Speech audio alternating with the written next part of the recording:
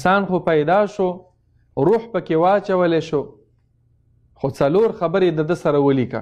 اول بکتب رزقه، رزق ولا ولیکه چې رزق به دونه وي. انسان چې پیدا شوی نه وي، رب العالمین د ده لپاره د رزق بندوبست کړی.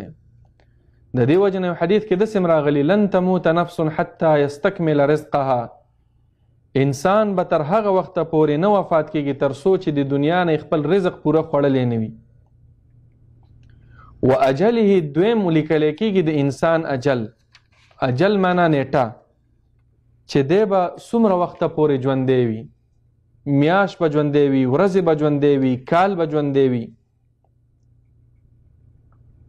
10 کاله، 20 کاله، 50 100 کاله، دا ټول لیکلی کېږي. خو چې کله بیا هغه نیټه مقرره راشي، دا انسان بیا نه رستو کېږي نه مخکې کېږي، بس بیا به مړ کېږي.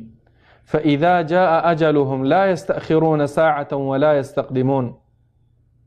نو بیا په خپله باندې یوه بانه به جوړه شي او دا انسان به بیا وفات شي.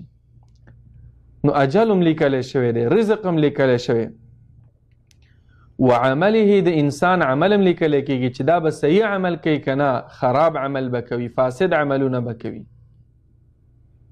نیک عمله به وي که بد عمله به وي. څلورم دام لیکلی کېږي و شقی او سعید، چې دا انسان به بدبخته وي، د جهنم والا به وي، او سعید که نیکبخته به وي، د جنت والا به وي.